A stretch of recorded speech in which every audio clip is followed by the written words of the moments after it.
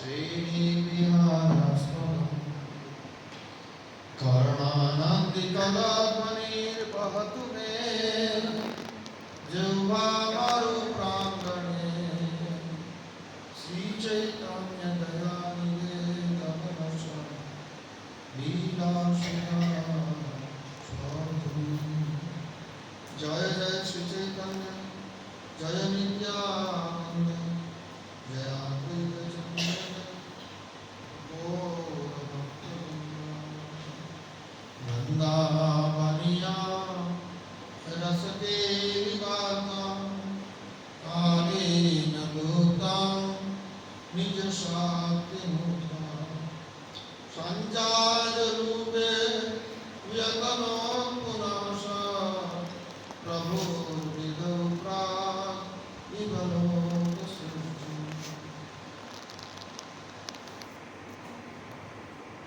श्रील कविराज गोस्वामी प्रभु इन श्लोक के द्वारा जो वृंदावन के रसकेली वार्ता रस प्रस्थान किस प्रकार भगवान श्री चैतन्य महाप्रभु ने संसार में रूप गोस्वामी के द्वारा विस्तार किए हैं उनका एक दृष्टांत स्वरूप उपमा स्वरूप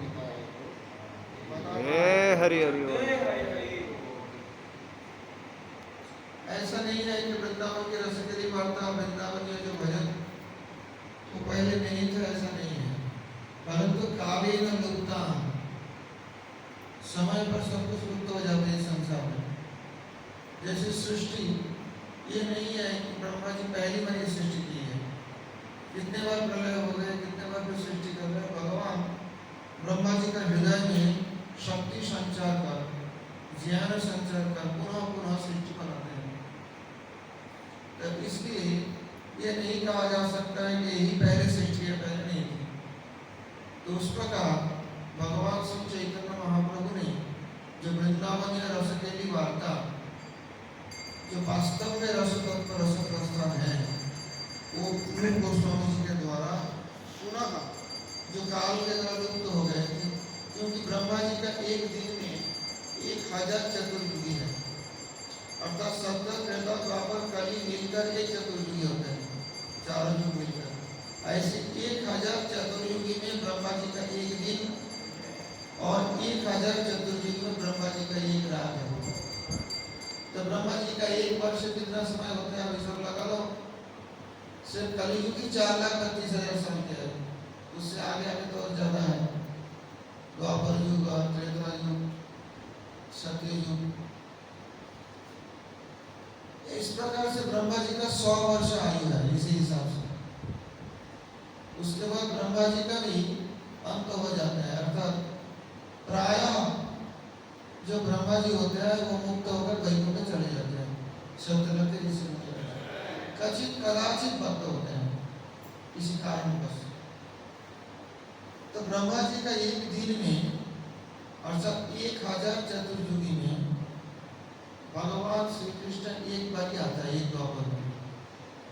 प्रति द्वापर में जो आएंगे उनका वर्ण होगा शुक पक्षी जैसे, तोता जैसे, ऐसे वर्णन है। द्वापर युग में शुक पक्षी और कलि युग में कृष्ण वर्ण क्या होता है। तो युगावतार है साधारणतः ये नियम।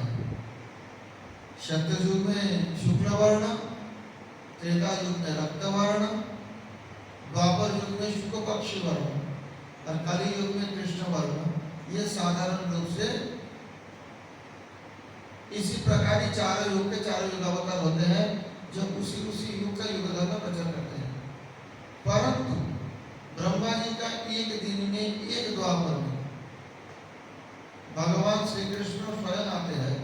उस समय द्वापर युग का युगावतार वो अलग से प्रकट नहीं होते हैं, इनके साथ मिलकर ही आते हैं, सब एक ही है, मूल कृष्ण है। उस समय द्वापर युग में कृष्ण होते हैं, शुक पक्षी जैसे पत्र नहीं है।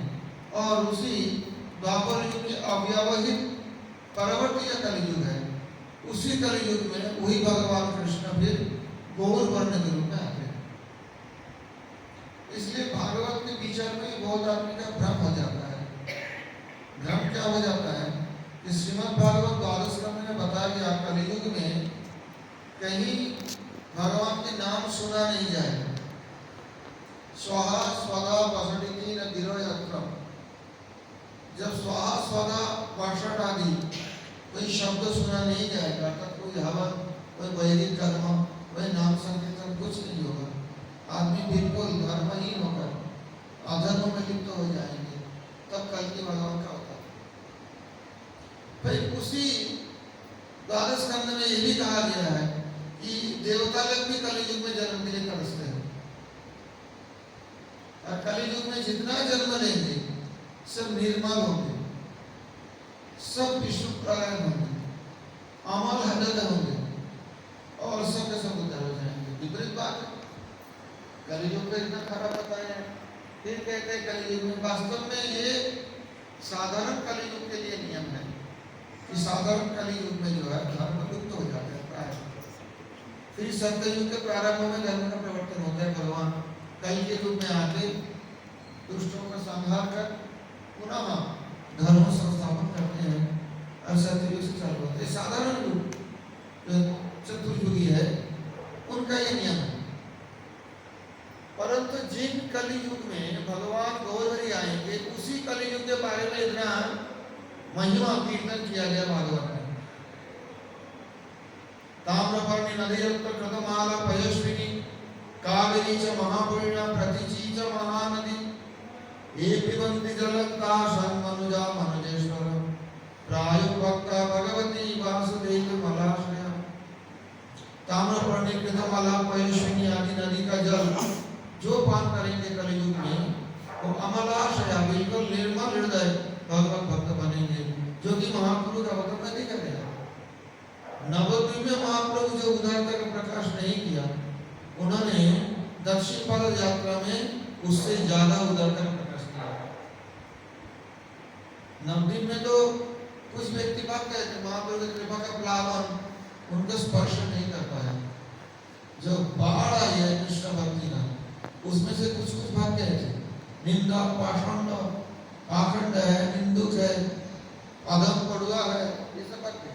परंतु महाप्रभु जब दक्षिण भारत में जा रहे हैं, दोनों हाथ उठाकर कृष्ण कीर्तन करते हुए कृष्ण कृष्ण कृष्ण कृष्ण कृष्ण कृष्ण कृष्ण हे कृष्ण कृष्ण कृष्ण कृष्ण कृष्ण कृष्ण कृष्ण हे कृष्ण केशव कृष्ण केशव कृष्ण केशव पाहि मां राम राघव राम राघव राम राघव रक्ष मां।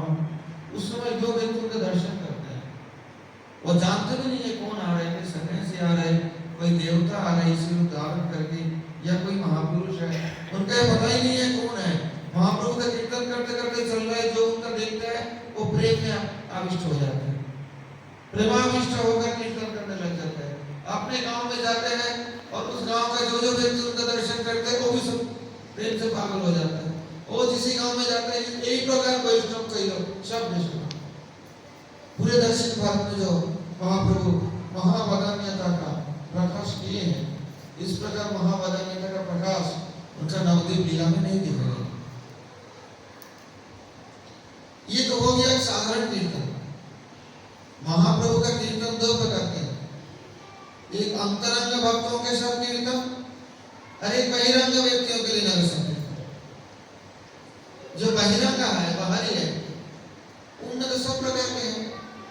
कोई भक्त है, कोई अभक्त है, कोई पाखंडी है, कोई सदाचारी है, कोई असदाचारी है, सब प्रकार के हैं।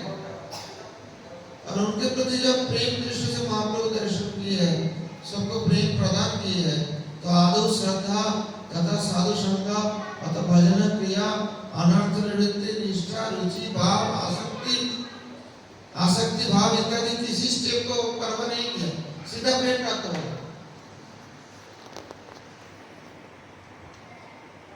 इसका कहते हैं प्लावन। प्लावन के मतलब होता है बाढ़। जब बाढ़ आती है ना तो ऊंचा नीचा नहीं दिखता, सारे ऊपर से देखो सब पानी पानी है। कौन ऊंचा है कौन नीचा है, कहाँ गड्ढा है कहाँ मकान है, पता ही नहीं चलता, सबके सब प्लावित कर देती। इस प्रकार महाप्रभु जब प्रेम का प्लावन प्रेम का बाढ़ लाए तो पूरा दक्षिण भारत डूबा, सबके सब उसमें डूब गए। कौन ऊंचा है कौन नीचा है, कौन कैसे, ये विचार नहीं किया। ये महावदनता का प्रकाश है। ये तो हो गया बाहरी लोगों के लिए, जो कि प्रेम नाम संकीर्तन विशेष रूप से कलयुग में युगावतार के कार्य भी किए हैं और लोक उद्धार कार्य भी किए हैं, धर्म संस्थापन भी किए हैं। लेकिन और एक गूढ़ उद्देश्य रहा, वो है क्या कि मैं ब्रज के भाव देकर सबको नचाऊंगा। चारी भाव भक्ति दिया नाचा में भुवन, चार प्रकार के भाव भक्ति प्रदान कर मैं संसार को नचाऊंगा। दास्य भक्ति, साख्य भक्ति, वात्सल्य भाव भक्ति और मधुर। ये मुख्य उद्देश्यों को उनका जो स्थापन करने के लिए उन्होंने रूप गोस्वामी प्रभु का शक्ति संचार किया। रूप गोस्वामी प्रभु कहते हैं, देखो पारापार शून्य भक्ति रस सिंधु, तुम्हारी चाकाइते तक वही है बिंदु। भक्ति रस रूप सिंधु समुद्र है, ये पारापार नहीं है, उनको पार नहीं किया जा सकता, अगाध है, उनका कोई तल कहाँ है ये पता नहीं चलता। परंतु तुम्हें आस्वादन कराने के लिए एक बिंदु मैं आस्वादन कराता हूँ। उसी एक बिंदु जो महाप्रभु रूप गोस्वामी जी का आस्वादन कराए हैं, उसी एक बिंदु पर रूप गोस्वामी प्रभु एक सिंधु रचना कर दी है, भक्ति रसामृत सिंधु। उसी बिंदु में सिंधु समावत और रूप गोस्वामी के माध्यम से जो है उज्ज्वल नीलमणि आदि ग्रंथ, जो कि उच्च स्तर के ग्रंथ है, प्रकाश कर महाप्रभु ने अपने जो वृंदावन के रस के लिए वार्ता इनका पुनः देखिए। अभी जो वृंदावन में रस कहते हैं, कोई राधे राधे कहते हैं, विभिन्न प्रकार के संप्रदाय, विभिन्न प्रकार के उपासना पद्धति का प्रवर्तन ऐसे करते हैं, चलते हैं। कोई देखता हूँ खूब राधे राधे करते हैं, बाल गोपाल लेके चलते हैं। कोई वर्षा में परिक्रमा कर रहे हैं, बाल गोपाल को लेके। बाल गोपाल जो है वात्सल्य रस के विषय भी है। जो बाल गोपाल की उपासना करते हैं उनको वात्सल्य रस के विषय विग्रह के रूप में उपासना करते हैं। अर्थात जैसे यशोदा माँ है, जैसे नंद महाराज है, और उनके नंद महाराज जी के भाई जो भगवान के जो पिता लगे, चचा लगे, या माता या मौसी, ये सब का जो भाव है वो वात्सल्य भाव है। ये कभी राधे राधे नहीं कहेंगे, रसाभास हो जाएगा। इनका पता ही नहीं चलता कभी कि कृष्ण के साथ राधा जी का क्या संबंध है, पता ही नहीं चलता। यशोदा माँ जानती ही नहीं इस बात। यशोदा माँ जानती है राधे विश्वमान के लाली है, जावट में यही है, और इनके हाथ के रसी अगर जो खाएंगे दुर्वासा जी का वरदान है, तो लंबी आयु प्राप्त करेंगे। इसलिए राधा रानी को बुलाते हैं यशोदा मैया रोज रसोई करने के लिए कृष्ण की। परंतु ये जो राधा कृष्ण की जो अंतरंग लीला आदि ये सब यशोदा माँ नंद किसी का पता नहीं है, बलदाव जी तक का पता नहीं है, क्योंकि वो बड़े भाई है ना, सख्य अपनी वात्सल्य में से सख्य है, उनका भी पता नहीं चला। जैसे शाखाओं में कुछ शाखा है जो बहुत निकट है कृष्ण का, बराबर उम्र के, वो जानते हैं इस बात। जैसे सुबल है, मधुमंगल है, उज्जवल है, विरक्त है, ये सारे शाखा जो है कृष्ण के बहुत नजदीकी शाखा, ये कुछ जानते हैं राधा कृष्ण के लीला के बारे में। ये सख्या, ये मिश्र, मधुर मिश्र सख्य राजा है, ये सब है। परंतु अभी जो वृंदावन में चल रहा है, बहुत देखता हूँ मैं, तो दुख लगता है कि महाप्रभु जी वस्तु देने के लिए आए हैं और जिसके लिए बहुत लोग व्याकुल होकर जा रहे हैं, परंतु यथार्थ रसोपासना की पद्धति वे नहीं जानते। रस के तत्व ये लोग नहीं जानते हैं, न जानने की कोशिश करते हैं। जो कुछ करते हैं सब ठीक है, चलो। कोई कुछ करते हैं सखी मन के डोलते हैं। ऐसे पुरुष है या नारी है, कोई भी हो, ये शरीर को भगवान के सखी नहीं बनाया जा सकता। ये जो शरीर है, ये पंचभौतिक शरीर है, ये नाशवान है, एक दिन नाश होने वाला है। चाहे उसको काट दो तभी नाश होगा, शरीर त्याग के बाद चाहे जला दो तभी नाश होगा, चाहे कहीं फेंक दो तो पशु खा जाएगा, नाश तो होगा। ये शरीर कृष्ण का सखी नहीं बन सकते हैं। और सबसे बड़ी बात यह है, कृष्ण का सखी बनकर कृष्ण के साथ मैं उस प्रकार प्रेम विलास करूं, ये भी आत्म सुख वांछा ही है। अपने सुख के लिए करना ना, मैं सखी बनूं, कृष्ण मेरे से ऐसे ऐसे करेंगे, ये तो काम है, प्रेम कहाँ है? ये समझते नहीं है। अभी तो कोई बोल रहा था वर्षों में जो जाते हैं उसमें 100 में 10 ऐसी पुरुष नारी का वेश पहन कर लहंगा पहन के घूमते रहते, सती कर दिया। अब इस प्रकार से नहीं होता, ये तो हम सभी में नहीं करते, हम संप्रदाय मानते हैं। क्योंकि वास्तव में हमारी जो साधना है, जो रूप गोस्वामी के द्वारा महाप्रभु ने उन्नत उज्जवल ब्रजरस का प्रवर्तन किए है, उसी यथार्थ पथ में आना है तो रूपानुभव साधुओं का अनुगत्य में उनके दिखाए हुए मार्ग पर हमें चलना पड़ेगा, तब समझ पाएंगे कुछ। और आपने मनमर्जी कुछ हो गया, कुछ ये तो होता नहीं। और महाप्रभु से पहले ये रस तत्व का प्रचार नहीं था, क्योंकि काले निज शक्ति उत्कहा, महाप्रभु स्वयं रूप गोस्वामी जी का शक्ति संचार कर ये रस प्रसन्न का पुनः प्रवर्तन किया। और कोई तो फिर भगवान रामचंद्र का भी सीता जी का सखी बन के रामचंद्र से विलास करेंगे, रास करेंगे, ऐसे कहते हैं। वो कैसे हो सकता है? भगवान रामचंद्र तो है भगवान ही, कृष्ण राम में तो स्वरूपत भेद नहीं है, परंतु वे मर्यादा पुरुषोत्तम है। ये तो पत्नी व्रता है। जब सीता जी का पाताल प्रवेश के पश्चात भगवान रामचंद्र 13,000 वर्ष राज किए थे, ऐसे वर्णन आता है भागवत में। और प्रति वर्ष यज्ञ करते हैं, यज्ञ करने के लिए पत्नी होना जरूरी है, धर्म पत्नी। तो सीता जी तो है नहीं प्रकट में, तो भगवान ने एक स्वर्ण सीता बना और उसी स्वर्ण सीता को ही अपने पास बैठा के भगवान रामचंद्र जगह विवाह दूसरी बार नहीं किया, परंतु भगवान जिन स्वर्ण सीता में, जिन मूर्ति में प्राण संचार करे, वो फिर मूर्ति रहते हैं क्या? भगवान की में प्राण संचार करें वो मूर्ति रहती है क्या? वो जीवित हो जाती है। और प्रार्थना करती, मैं तो आपके धर्म पत्नी हूँ, मुझे जो सेवा करने की अवसर दीजिए। ये पुराणों में वर्णन आता है सर। भगवान रामचंद्र ने बोला कि तो इससे अवतार में तो मैं एक पत्नी व्रत हूँ, दूसरी पत्नी तो मैं स्वीकार नहीं कर सकता, क्योंकि मुझे मर्यादा सिखानी है लोग समाज को।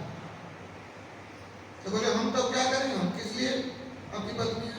बोले ठीक है, तुम सबके भाव में स्वीकार कर लूंगा, लेकिन जब मैं कृष्ण बनकर आऊंगा तुम सब ब्रज में गोपी बनकर आएगा। ये 13,000 स्वर्ण सीता, एक वर्ष नहीं, 13,000 वर्ष राज के भगवान जगह 13,000 स्वर्ण सीता गोपी बनकर आए भगवान कृष्ण की लीला में। तो ये थोड़ी है कि भगवान रामचंद्र के साथ में सखी बनकर ये करूं वो करूं। ये तो आत्म सुख वांछा जो है, इसे काम कहते हैं। कृष्ण सुख वांछा जो है वो प्रेम है। हमारे जो पूर्वाचार्य वर्ग, बड़े बड़े सिद्ध नित्य सिद्ध महापुरुष, ये रूप गोस्वामी आदि, सनातन गोस्वामी आदि, ये कोई सखी बन के कृष्ण के साथ विलास नहीं किया और ना ही ऐसे करने की सपना देखे हैं। ये सब राधा जी के सखी तो है, परंतु सखी होने पर भी दासी बनकर राधा और गोविंद के, राधा गोपीनाथ के मिलन सुख संपादन के लिए हर प्रकार से प्रयास करते रहते हैं, जिसमें आत्म सुखवांछा लेश मात्र नहीं है। यह है वृंदावन की रसोपासना। और देखिए, नाम तो भगवत नाम सभी शक्तिशाली है, राधा नाम में भी शक्ति है, कृष्ण नाम में भी शक्ति है, परंतु भगवान एक बात कहते हैं, यह शास्त्र में मुस्री वर्तते कामचारः न स सिद्धिं अवाप्नोति न सुखं न परां गतिं। जो शास्त्र विधि का त्याग करते हैं, अपने मन मर्जी से कुछ भी करते हैं, वो न सुख प्राप्त करते हैं संसार में, न परागति प्राप्त करते हैं। मैं एक बार नैमिषारण्य में सुना था, एक आश्रम में हर हफ्ते में नया नया मंत्र बनाते रहते हैं और अखंड कीर्तन करते हैं, 7 दिन तक चलेगा। फिर एक बनाएंगे, फिर एक हफ्ता अखंड कीर्तन चलेगा। तो एक महात्मा थे रामानंद जी, बोला क्या बात है, भगवान के नाम तो सभी है, क्या गौरी शंकर सीताराम राधे श्याम में चलेगा एक हफ्ता, एक ही हफ्ता, फिर एक हफ्ता और कुछ। मैंने बोला हाँ नाम तो है, भगवान नाम भी है, शिव जी भी भक्त है, उनके भी नाम है, और नाम का कुछ फल अवश्य है। परंतु भगवान जो गीता में कहे हैं, तस्मात् शास्त्र प्रमाणन्ते कार्या कार्य व्यवस्थितो ज्ञात्वा शास्त्र विधानोक्तं कर्म कर्तुम् अर्हसि। शास्त्र विधि त्याग करके अपने मन मर्जी से कोई भजन करने से ना संसार में सुख प्राप्त होते हैं, ना परलोक की प्राप्ति होती है, भगवत प्राप्ति होती है। इसलिए तस्मात्, इसलिए शास्त्र प्रमाणन्ते कार्य कार्य व्यवस्थितो, शास्त्र प्रमाण के द्वारा क्या करना चाहिए क्या नहीं करना चाहिए ये निर्णय करना चाहिए। महाप्रभु स्वयं भगवान है, चाहे तो कोई भी मंत्र कह सकता है, क्यों कि भगवान का विश्वास से वेद का प्रकट है।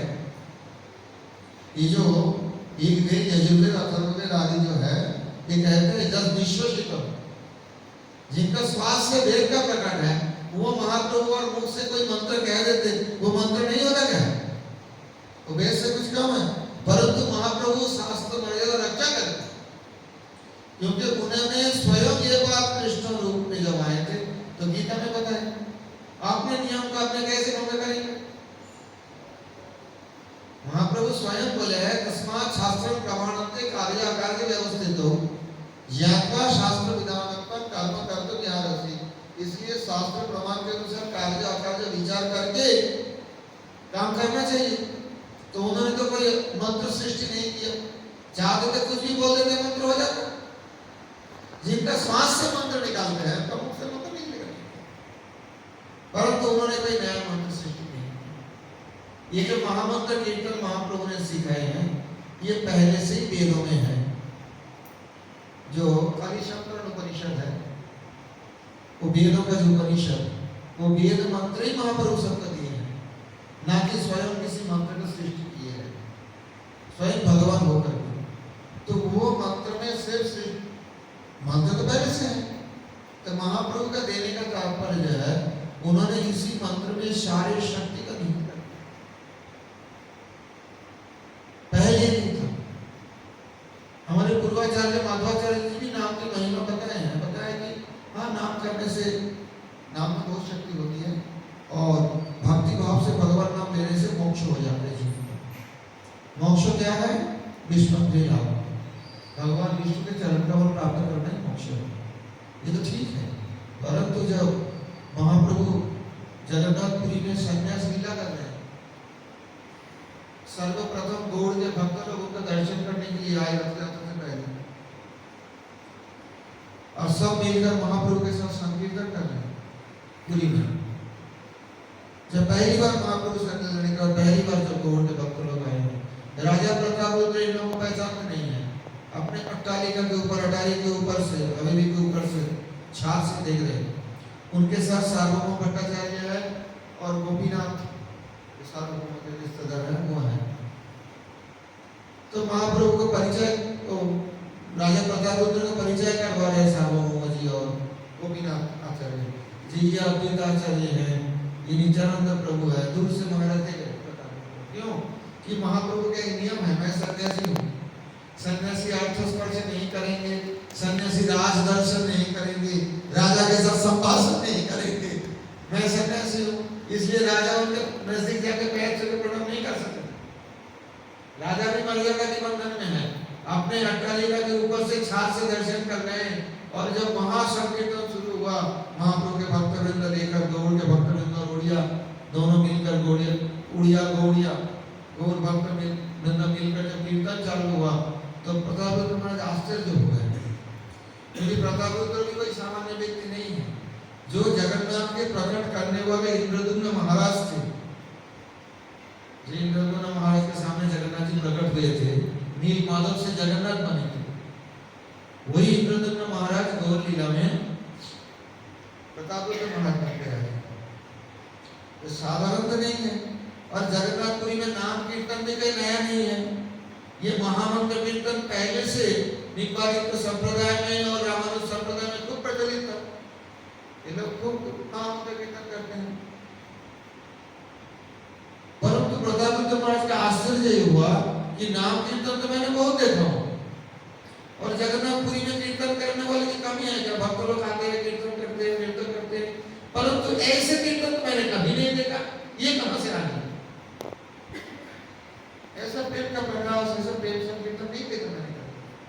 उन्होंने पूछे सार्वभौम भट्टाचार्य को, चैतन्य चंद्रोदय नाटक में कवि कर्णपुर गोस्वामी जो कि शिवानंद सेन के पुत्र, कवि कर्णपुर गोस्वामी ने चैतन्य चंद्रोदय नाटक में इनका वर्णन किया है और श्रील कविराज गोस्वामी प्रभु ने ये चैतन्य चरितामृत में उसी का ही वर्णन किया है पुनः। वहां संस्कृत में है, यहाँ बांग्ला प्यार में लिखे हैं। तो वहां पूछे जी ये कौन कहां से संकीर्तन आया है? ये संकीर्तन तो मैंने कभी नहीं देखा जगन्नाथपुरी में, कीर्तन तो बहुत देखा। तब ये जवाब दे रहे हैं कि ये कृष्ण चैतन्य की सृष्टि है, चैतन्य सृष्टि प्रेम नाम संकीर्तन, बांग्ला में जो पता है ये महाप्रभु की सृष्टि है। अर्थात ये महामंत्र पहले जिस रूप में था और महाप्रभु आने के पश्चात गौड़ीय धारा में जो महामंत्र संकीर्तन है दोनों में अंतर है। सर्वशक्ति नामे दिला करिया विवाह, महाप्रभु अपने सर्वशक्ति नाम में प्रदान करके हमारे लिए विशेष सुविधा कर दी है। इसी महामंत्र में नाम तो भगवान के कोई भी नाम करो, राधे कृष्ण बोलो, सीताराम बोलो, नाम तो है भगवान की, शक्ति तो उनमें है, परंतु भगवान गौरहरि जो विशेष शक्ति अर्पण करते हैं इसी महामंत्र में 16 अक्षर 32 अक्षर 16 नाम के जो मंत्र में जो संचार की है ये और कहीं नहीं मिलने वाले। ये नहीं समझकर कोई अगर आपस में झगड़ा करे, नहीं राधे राधे बोला तो क्या बात है, हरे कृष्ण बोलना पड़ेगा क्या जरूरी है, झगड़ा की विषय नहीं है, समझने की बात है। ये झगड़ा का विषय नहीं है। राधे कौन कहते हैं? गौर किशोर बाबा जी महाराज जी। तो जब पहली बार दर्शन किए प्रभुपाद जी ने स्वानंद सुगत कुंज मां भक्तिविनोद ठाकुर जी भजन कुटी निर्माण किए थे। मेरे ख्याल से 1895 में भजन कुटी निर्माण किए थे और प्रभुपाद भी आके रहते थे। उनका भी एक ग्रुप था, भक्तिविनोद जी का आसपास में अभी दर्शन कर सकते हो। 100 साल के ऊपर हो गया। 1895 में हम आए थे कि मैं रिटायर करके वहीं बैठ के भजन करूंगा, वहां से वृंदावन का ध्यान करता। ये जो गौड़ियों का धारा है, हम लोग वृंदावन में बैठ के नाम नहीं करते हैं, हम नवदीप में श्रीवास संगम में महाप्रभु के चरणों में बैठकर नाम करते हैं और चिंतन वृंदावन के कहीं भी हो। अब दिल्ली में भी हो, आपको बैठना पड़ेगा महाप्रभु के चरणों में और सारे गुरु वर्ग के चरणों में उनके नीचे हम बैठे हैं। ये भाव है हमारा, सीधा सीधे वृंदावन नहीं जाते और वहां पर बैठ के सब वृंदावन लीला में अपने अपने भाव को चिंतन करते हैं। तो भक्तिविनोद ठाकुर जी भजन कुटी निर्माण किए थे और उनके पुत्र हमारे परम गुरुदेव कभी कभी रामजी महाराज थे। तो एक दिन दर्शन किया, मैं राधे नाम प्रभाव बता रहा हूँ, तो गौर किशोर बाबा जी महाराज उन्मत्त जैसे होकर, पागल जैसे होकर, टोपी भी खोल गए ऐसे लटक रहे हैं, टोपी वस्त्र भी नहीं है शरीर में कोई और वो कीर्तन करते करते आपको प्रवेश कर रहे हैं। तो प्रभुपाद ने कीर्तन तुरंत लिख लिए थे जब वो कीर्तन बचा नहीं तो और क्या कीर्तन करना नहीं था। तो गौर किशोर बाबा जी का ये कीर्तन, ये प्रेम भक्त की प्रेमी भक्तों के कीर्तन, इनका अनुकरण करने से हमारा फल थोड़ी मिलेगा। कोई एमए पास कर गए और आप से क्लास 5 में पढ़ते हो, आप सोचोगे उसके किताब पढ़ के मैं समझ जाऊंगा, होगा क्या? होगा। तो गौर किशोर बाबा जी महाराज जी का तो भाव है और वो भाव से जो कीर्तन करते करते प्रेमात्मक तो होगा, वस्त्र का भी ध्यान नहीं है। उठाए गो प्रेममयी राधे राधे राधे राधे गो जयो राधे राधे। श्री रघुनाथ दास गोस्वामी को उद्देश्य करके कीर्तन बाबा जी महाराज स्वयं रचना किए थे, स्वयं का कीर्तन करते थे। घोषणे नियम करे सदाई डके राधे राधे, एक बार देखा दिए भगवान रखो राधे राधे। ये जो स्थिति है, ये जो परमहंस स्थिति है गौर किशोर बाबा जी महाराज का, ये सर्वोच्च स्थिति है। इनमें जाके शास्त्र विधि सारे उनको फॉलो करते हैं, वो शास्त्र विधि नहीं फॉलो करते हैं, शास्त्र विधि उनके पीछे फॉलो करते हैं। बोले ये कैसी बात है? क्या करना है? हम तो प्राथमिक स्तर के प्रयास कर रहे हैं संसार की माया से कैसे भी थोड़ा छुटकारा मिले, थोड़ा भगवान में मन लगाओ। हमारे लिए तो हमें शास्त्र विधि के पीछे चलना पड़ेगा। अरे ऐसे महापुरुष के पीछे तो स्वयं कृष्ण चलते हैं, शास्त्र विधि चलते हैं, क्योंकि शास्त्र में जो सर्वोच्च विधि है कि स्मर्तव्य श्लोकम विष्णु भीष्म तर्पण चातुची, हर समय भगवान का स्मरण करना है, कभी बोलना नहीं है। तो जिनको ऐसी स्थिति है कि भगवान को भूल नहीं पा रहे, खाने का होश नहीं है, नहाने का होश नहीं है, अपने वस्त्र है कि शरीर में उनका होश नहीं है, तो शास्त्र विधि वो फॉलो कर रहे हैं या शास्त्र विधि उनको फॉलो कर रहे हैं? तो हमारे साथ तुलना थोड़ी हो सकती है। हम थोड़ी कोई से बाबा जी महाराज जैसे नाम किया कि दिल्ली में चलूंगा डॉक्टर करने के लिए, राधे राधे बोल उससे कुछ काम नहीं होने वाला है। ऐसी स्थिति में जो पहुंच जाते हैं उनके लिए तो जो करते हैं वो शास्त्र विधि होते हैं, क्योंकि भगवान को स्मरण में चिंतन में वो इतने डूबे रहते हैं, संसार की कोई चिंतन प्रवेश ही नहीं कर पाते। रुचि और आसक्ति, ये रूप गोस्वामी जी ने जो भजन के स्तर में जो भेद किया है, रुचि और आसक्ति में अंतर ये है कि रुचि में अपने मन को भगवान में लगाने में अच्छा लगता है, रुचि लगता है, उन्हें बड़ा आस्वादन मिलता है नाम करने में, भजन करने में, परंतु उसके बावजूद भी मन कभी कभी इधर उधर भटक जाता है। तो साधक क्या करते हैं, मन को ला करके, क्योंकि मन भटक जाता है फिर दुखी हो जाता है, संसार की तरफ मन चला जाता है बिना प्रयास से, तो फिर वो मन का लाके भगवान में लगाए, क्योंकि रुचि है। और आसक्ति स्थिति में वो संसार में मन लगा ही नहीं सकते। अगर संसार में मन लगाता है तो उनके बिना आंदोलन से मन भगवान के चरणों में जाने लग जाता है, क्योंकि साधक भक्ति के सर्वोच्च स्तर है। तो दोनों एक है क्या? हालांकि रुचि भी बहुत ऊपर की बात है, मैं ऐसा बता रहा हूँ, रुचि प्राप्त होना भी बड़ा सौभाग्य की बात है, परंतु रुचि के ऊपर आसक्ति है, और वो आसक्ति से ही साधन भक्ति है, उसके बाद भाव भक्ति और प्रेम भक्ति हो तो और कुछ बात है। तो इसलिए ये जो वृंदावन की रसोपासना, इनका यथार्थ रूप से एकमात्र महाप्रभु लाए हैं, स्वयं कृष्ण जो राधा जी के भाव अंगीकार करके आए उन्होंने दिए हैं।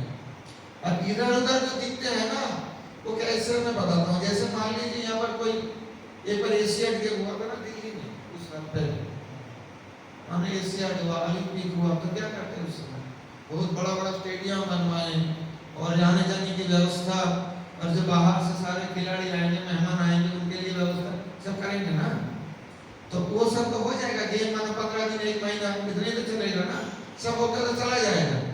और स्टेडियम खाली पड़ा रहेगा, ऐसी गांव के ऐसी मोहल्ले के 2-4 बच्चे जाके अपना फुटबॉल खेलते हैं। एशिया खेल रहा है क्या? वो खेल रहा है क्या? आप बोलेंगे एशिया के खेल में है ये बच्चा? जब महाप्रभु सारे प्रेम दे गए और रूप गोस्वामी जी के माध्यम से रस तत्व का प्रतिष्ठित किए, और उनके चले जाने के बाद रूप गोस्वामी आदि के अंतर्धान के बाद ग्रंथ तो सब जगह में है। कोई हम जैसे जाके राधे राधे बोल के वृंदावन में या वर्षा में साड़ी पहन के या लहंगा चोली पहन के नाचते रहो, वो वही बात हो जाते हैं ना कि एशियन गेम के उसी जो स्टेडियम में ये मोहल्ले के छोटा बच्चा जाके खेलता है, वो बच्चों के खेल नहीं है। भगवत भजन बहुत गंभीर है, इसलिए रूपानुग आचार्य के अनुगत्य में जब तक हम इस रसशास्त्र का असर नहीं जानेंगे और उस प्रकार से महामंत्र का जप और कीर्तन नहीं करेंगे, तब तक ये प्रेम प्राप्ति के दूसरा कोई उपाय है नहीं। मैंने एक बात दोपहर को बोल रहा था, वो बात पूरा नहीं हो पाई। जैसे मध्वाचार्य जी वासुदेव जी का शिष्य कैसे है, बहुत अंतर है क्या? उन्होंने बद्रीनाथ गए थे और अपने भाष्य व्यासदेव जी से अनुमोदन करवा के लाए थे, परंतु ये बात मानने के लिए सब तैयार नहीं थे। व्यासदेव जी कैसे को मंत्र दिया, मंत्र भी दिए सब कुछ। हमारे जो कृष्ण मंत्र है व्यासदेव जी से आए। काशी में बहुत बड़ा झगड़ा छिड़ गया था बनारस में, क्योंकि मध्वाचार्य जी जो प्रमाण दिया है तो शास्त्र युक्ति पर, न्याय के सिद्धांत पर आधार करके दिए हैं, परंतु वो बोले आप जो बता रहे हो ये मत व्यासदेव जी का मत है, क्या प्रमाण है? तो गंगा घाट पर बहुत बड़ा हजारों विद्वान काशी तो विद्वानों का स्थान ही रहा, अभी भी है। क्योंकि विद्या कामस्त गिरीशम, भागवत में भी कहते हैं कि विद्या कामना करे तो शंकर जी का आराधना करना चाहिए। तो साक्षात शंकर जी का स्थान ही है काशी। तो विद्वानों की कमी तो थी नहीं, अभी भी है बहुत। तो सारे विद्वानों के बीच में जब बहुत बड़ा बहस छिड़ गया था, तो साक्षात व्यासदेव जी आसमान में प्रकट हुए थे सबके समक्ष, और प्रकट होकर बोले हैं सबके सामने, हजारों विद्वान, उसमें सब संप्रदाय के थे। अद्वैतवादी भी थे, विशिष्टाद्वैतवादी भी थे, द्वैताद्वैतवादी भी थे, शुद्धाद्वैतवादी भी थे, जो कुछ थे सब कुछ थे उसमें। और सबके समक्ष बोले हैं कि ये माधव का जो मत है ये मेरा मत है। जब से अभी तक किसी संप्रदाय ने माता जी का टोकने का हिम्मत नहीं किया कि आप व्यास जी का शिष्य कैसे, अभी तक। क्योंकि इतनी से ब्रह्मा सब जानते हैं, किसी का गुरु जी का गुरु जी का गुरु जी का गुरु जी का गुरु जी का गुरु जी ने देखा वो बोल दिया आपके शिष्य को बेटा इनसे टोकना नहीं है, इनका जो मत है व्यास जी का ही मत है, और ये साक्षात व्यास जी के शिष्य है। क्योंकि गुरु परंपरा के बारे में जानकारी नहीं रहने से कभी कभी कोई भ्रमित हो जाता है कि मध्वाचार्य व्यास जी का शिष्य कैसे है, इतना बड़ा गैप है कितने हजारों वर्षों का, लेकिन मध्वाचार्य जी व्यास जी के शिष्य है। उन्होंने जिन अच्युत प्रेषित से संन्यास लिए थे उनको अपने गुरु बल के न माधव संप्रदाय में कहीं लिखित है न हमारे संप्रदाय में आते हैं। तो जब भगवान साक्षात प्रकट होकर बोलते हैं, व्यास जी साक्षात प्रकट होकर बोलते हैं, इसके ऊपर क्या पता चलेगा? सभी संप्रदाय में मान लिया, अभी तक किसी पर कोई बात नहीं उठाते हैं। तो इस प्रकार ये रस प्रस्थान जो है ये महाप्रभु का दिया हुआ है, और रूप गोस्वामी जी का माध्यम से रूपानुग धारा में इनका प्रचार है। इनमें कोई विमत नहीं है, चाहे संसार के कोई भी विद्वान आ जाए इनको स्वीकार करना पड़ेगा। और वही बात है, हम लोग जाके अब चलो स्टेडियम में थोड़ा फुटबॉल खेल, एशियाड हुआ था, एशियाड के खिलाड़ी जैसे बन गए क्या? वही बात है, ऐसे मैच में से कुछ नहीं होता।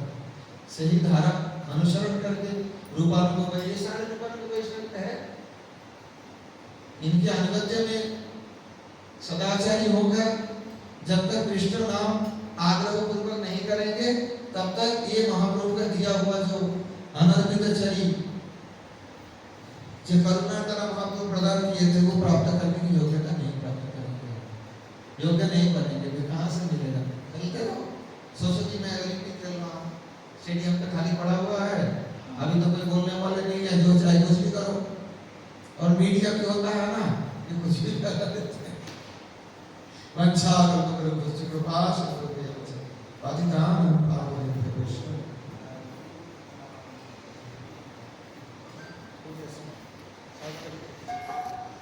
साढ़े 9:05